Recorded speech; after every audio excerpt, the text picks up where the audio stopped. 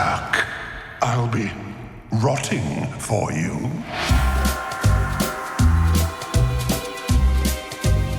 I wanted to ask, there are so many little Easter eggs, especially in the, I guess you would call it Bloodstone Manor, Ulysses joint. And like you see like the monster heads and artwork and stuff like that. Yeah. Can you say who some of these specific monster heads are? Like, yeah, I mean, one of them is Krog. There's a monster called Krog in the comics, that's there. Bigfoot is in there, Sasquatch, because I was terrified of Sasquatch as a kid. So when they were asking me, what monsters do you want up on there? I was like, I want Bigfoot's head up there because he terrorized me my entire, childhood.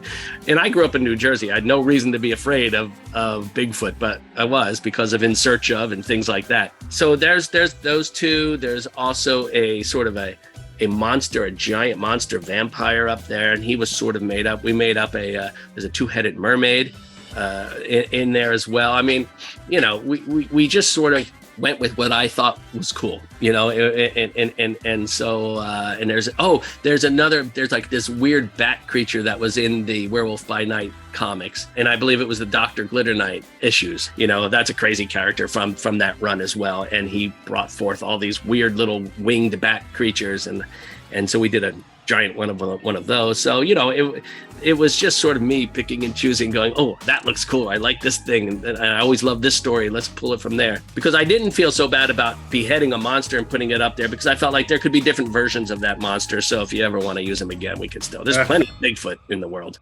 Well, I want to also ask in the time I have left with you, I love the relationship between Jack and Man-Thing, or I guess Ted. It's in that sweet Marvel tradition of like Thor and Korg and Rocket and Groot.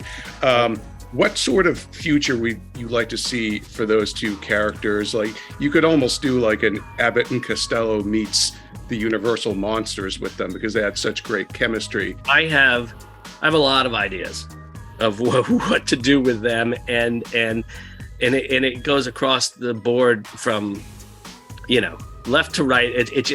There's a lot you can do with them. I think that they worked amazingly together, and they really do feel like friends, which is really incredible.